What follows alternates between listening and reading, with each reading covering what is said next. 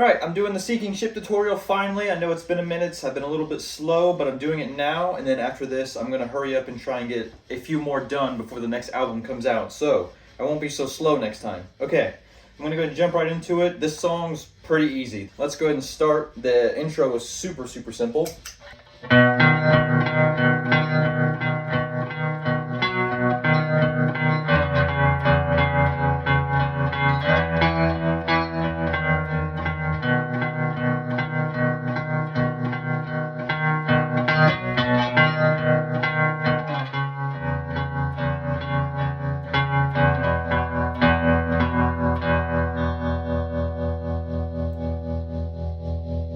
So right after that intro bit, Josh is going to go into a palm muting part, and it's between two chords. The main two chords in this song, which is pretty much what's going to be rotated between all these parts almost, which is the E major, and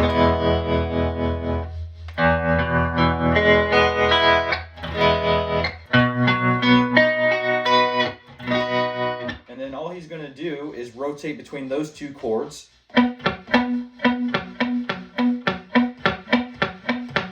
On the A and the D string, or you could just hold down the 9th fret on the A and the D. And then when you get down to the E chord, it's just going to be the G and the D string rotating.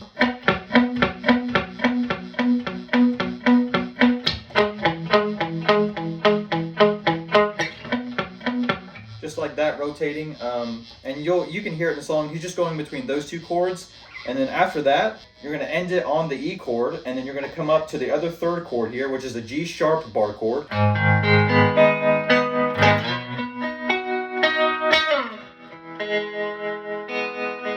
So you're going to pick the strings all the way down from the E to the B string, and then you're just going to go back up to the G. Give it a nice little strum and slide into the B.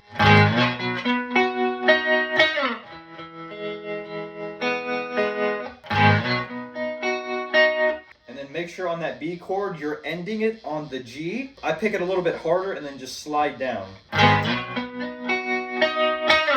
And then after the arpeggiating part ends, he's going to end it on the E chord again, and then he's just going to start kind of lightly strumming it.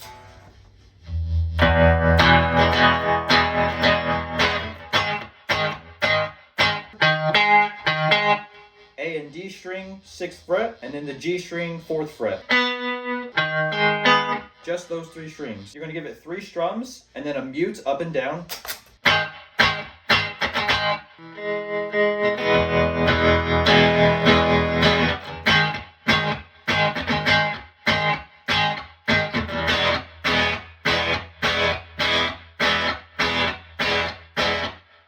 And you'll notice once you change from this chord to the E, you're going to do another up and down mute, just like I did previously. The part after that is pretty much just the intro that I started with.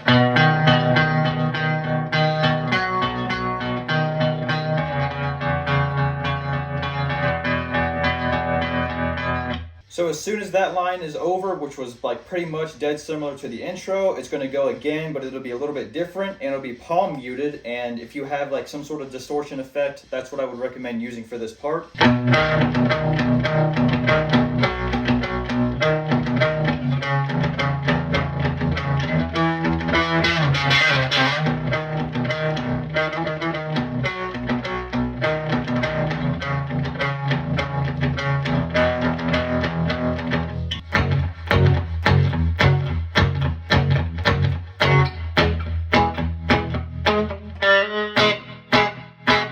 It's just an F sharp bar chord right here. I'm really only playing the bottom 2 strings, so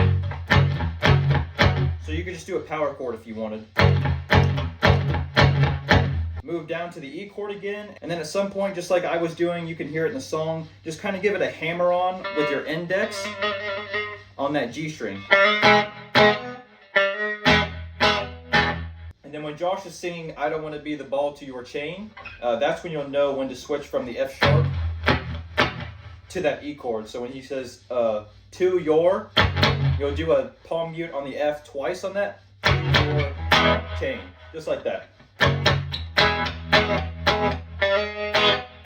So you'll hear when the palm muting stops, it's just the F sharp, back to that E, don't forget the hammer on, back to the F, and it'll be silent, and then you'll hear 2 palm mutes again before that E chord drops and the chorus kicks in.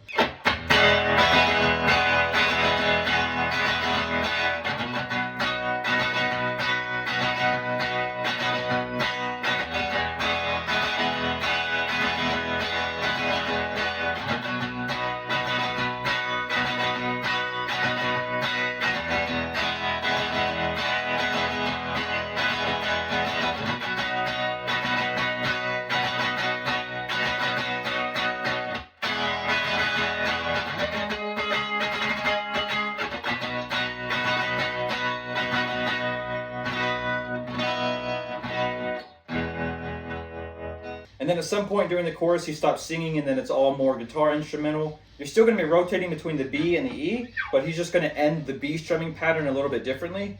And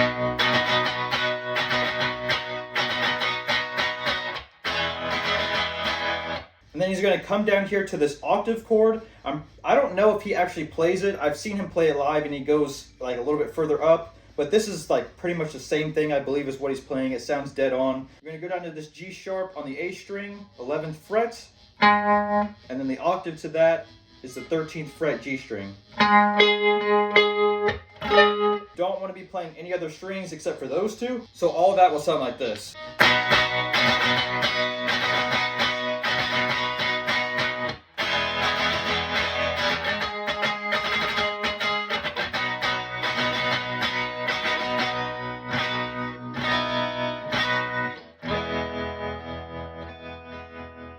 So when you end the chorus like that and it gets real quiet, those last few B chords that you play, you're going to want to lift up on the B and the high E.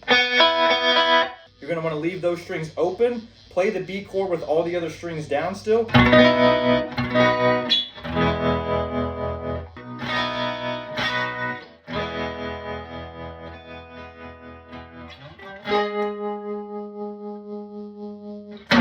So after that last octave you play again.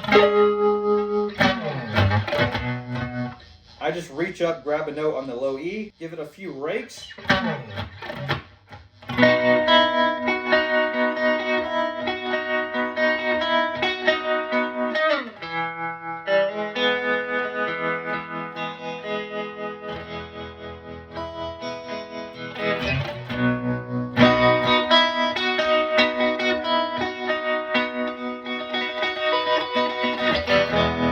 And then what you're going to do, go right back into that B chord, but make sure you leave just the high E string open when you're picking these notes up. So you're going from the high E all the way up to the D and back down and up.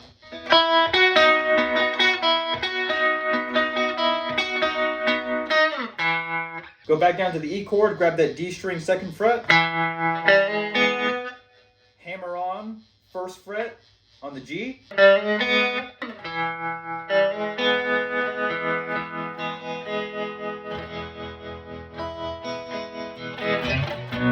And once you come back up to that final B chord, you're going to end that picking on that. This is the one part of the song I really don't know, and I kind of just guess at almost every time I play it. It's pretty close, so it's good enough, honestly. Pretty much you're just going to be going back and forth between that B chord, leaving that high E open when you pick it.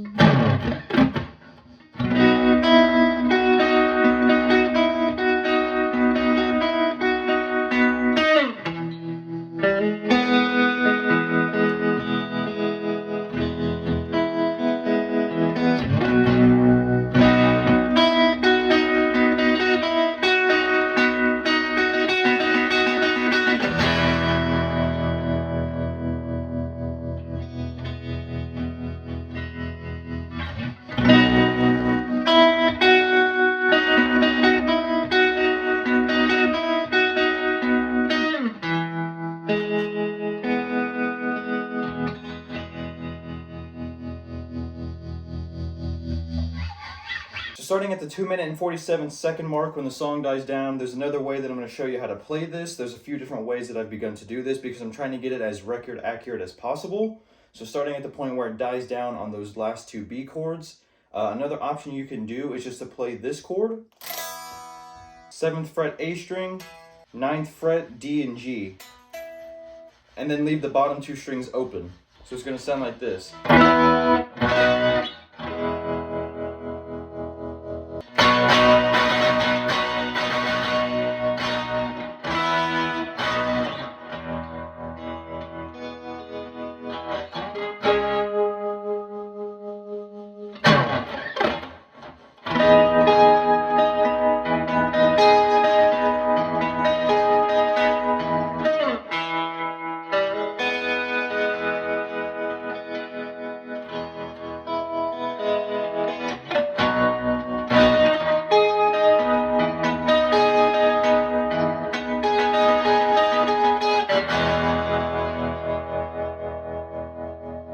You're going to hear them say "This Ship Called Life," and then it's going to go right back into like a hard down strum on that B chord.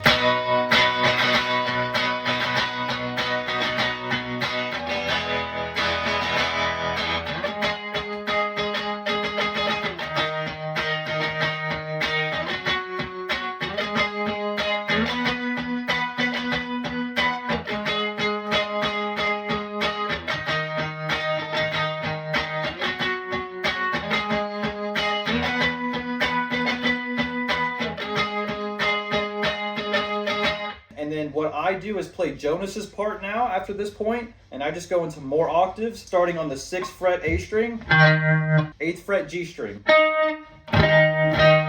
Move that shape up to the 9th fret A string, move that up to the 11th fret A string, move that up to the 14th fret A string. You're going to come back down, end on the 11th fret. You'll go back through it all the way again, end on the 11th fret octave again, and then that's when the solo begins.